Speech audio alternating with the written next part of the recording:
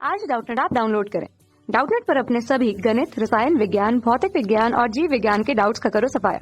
बस प्रश्न की फोटो खींचो, एक ही प्रश्न को क्रॉप करो और तुरंत वीडियो सोल्यूशन पाओ।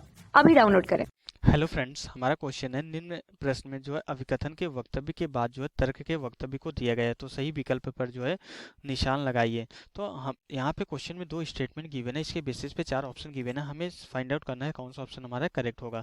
सबसे पहले अभिकथन को ध्यानपूर्वक पढ़ते हैं। क्या बोला जा रहा है कि किसी प्रकार से स्थिर मीन्स फिक्स न किए गए दृढ़ पिंड में या तो शुद्ध स्थानांतरण जो है प्योर ट्रांसलेशन हो सकता है, अथवा स्थानांतरण एवं घूर्णन का संयोजन हो सकता है।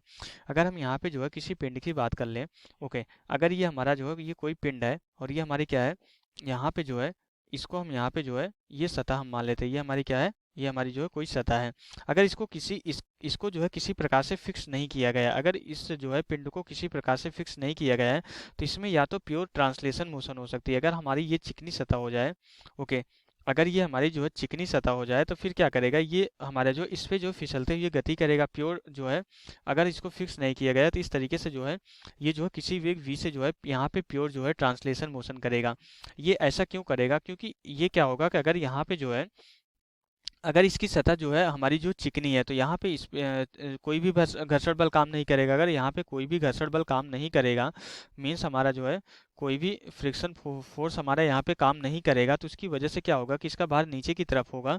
और क्या होगा कि यहाँ पे हमारा क्या करेगा, ये स्लिपिंग जो है मोशन करेगा। इसके अपने भार के कारण क्या होगा, ये जो फिसलना स्टार्ट कर देगा। क्योंकि हमें पता है कि अगर हम अर्थ पे चल पाते हैं तो हमारे उसके पीछे रीजन यही होता है कि घर्षण बल की वजह से हम जो है वहाँ पे चल पाते हैं। अगर ये यहाँ पे कोई घर्षण बल काम नहीं कर रहा है, तो ये हमारा जो स्थिर अवस्था में रह ही नहीं पाएगा, यहाँ पे जो है सीधा स्थानांतरी गति करेगा।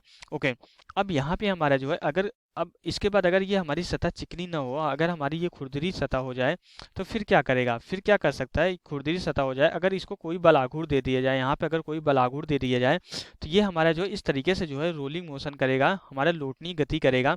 ये हमारा जो है घूर्णन गति अपने इस द्रव्यमान केंद्र से गुजरने वाले अक्ष के प्रति जो है यहाँ पे जो है घूर्णन गति के साथ साथ हमारा क्या करेगा, स्थानांतरी गति करेगा। दोनों गति हमारी जो है यहाँ पे हो पाएगी। तो अगर किसी वस्तु को जो है किसी भी प्रकार से अगर फिक्स नहीं किया गया है, उसको कहीं से बाधा नहीं गया है, तो उसके पास जो है दो मोशन होने की जो है पॉसिबिलिटी होती है। एक तो हमारा सिर्फ और सिर्फ या तो स्थानांतरी गति करे, या तो हमारा स्थानांतरी और घूर्णन दोनों गति का कोई क्या हो, संयोजन हो, मीन्स हमारी लौटनी गति करे। तो ये हमारी दो प्रकार की गति कर सकती है कोई भी वस्तु, अगर इसको किसी भी प्रकार से फिक्स न किया गया हो। इसलिए यहाँ पे हमारा जो है कथन फर्स्ट हमारा क्या हो जाता है, करेक्ट हो जाता है।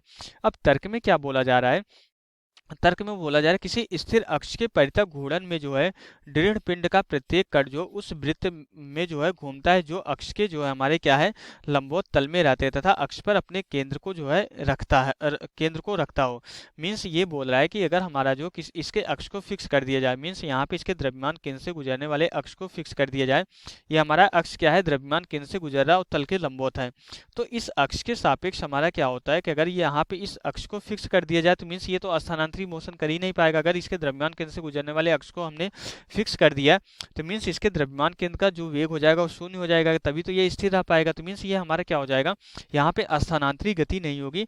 और इस वस्तु के जो है जितने भी पार्टिकल्स है सारे के सारे इस तरीके से हमारे क्या करेंगे, यहाँ पे सारे के सारे जो है जितने भी पार्टिकल्स है सारे के सारे हमारे जो जितने भी कण है इस तरीके से यहाँ पे वृत्ति पथ पे गति करेंगे, और इसके अक्ष से गुजरने वाले जो है केंद्र से परितः, यहाँ पे इसी केंद्र के परितः सारे के सारे कण जो है वृत्ति गति करेंगे, और उनका सारे के सारे कणों का जो सेंटर होगा यही एक ही बिंदु होगा।